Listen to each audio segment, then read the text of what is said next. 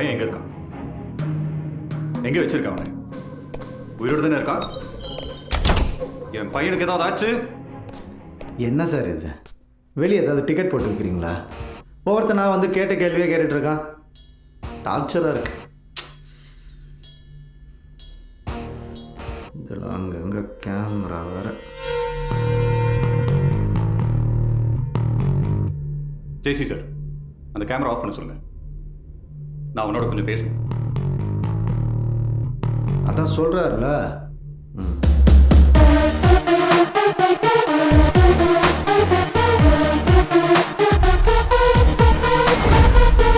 Good. உன்னை இப்போ இங்கே கொண்டுருவேன். ஒருத்தனை ஒரு தடவை தான் சார் கொல்ல முடியும். நான் எப்பயோ செத்துட்டேன். ஆனால் இப்போ என் தலையில் ஒரு மயிறு போனால் கூட அந்த 2 பேரோட உயிர் போயிடும்.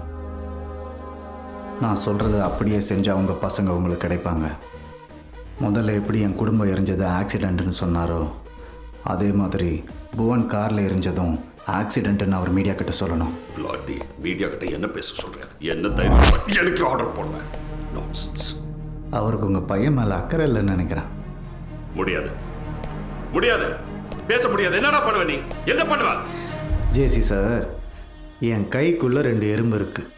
அது உயிரோடு இருக்கா இல்லை செத்துடுச்சான்னு கேட்டால் நீங்கள் என்ன சொல்வீங்க? நீங்கள் செத்துடுச்சுன்னு சொன்னால் அதை உயிரோட காட்டுவேன். நீங்கள் உயிரோடு இருக்குன்னு சொன்னால் அதை என் கைக்குள்ளேயே நசுக்கி கொன்னுட்டு காட்டுவேன். ஸோ கேள்வி கேட்குற இடத்துல நீங்களும் இல்லை, பதில் சொல்கிற இடத்துல நானும் இல்லை. He's crossing his limits.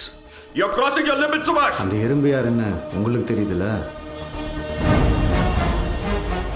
சாருங்க sir, இது என் பையன் உயிர் சம்மந்தப்பட்ட விஷயம்.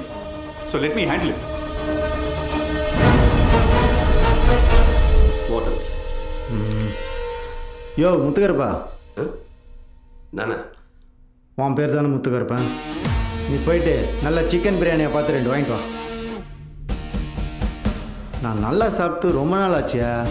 பசங்க எங்கே இருக்காங்கன்னு யோசிக்குவானா? இவங்க 2 பேருக்குமே உங்கள் பசங்க மேலே அக்கறை இல்லைன்னு நினைக்கிறேன்.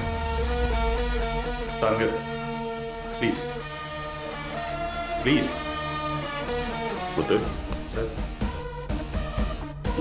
யோ விஷம் வச்சிடாத, எறும்பு செத்துரும். அப்படியே ஒரு பெரிய டிவி. ஜேசி சார் இன்டர்வியூ பார்க்கணும்ல.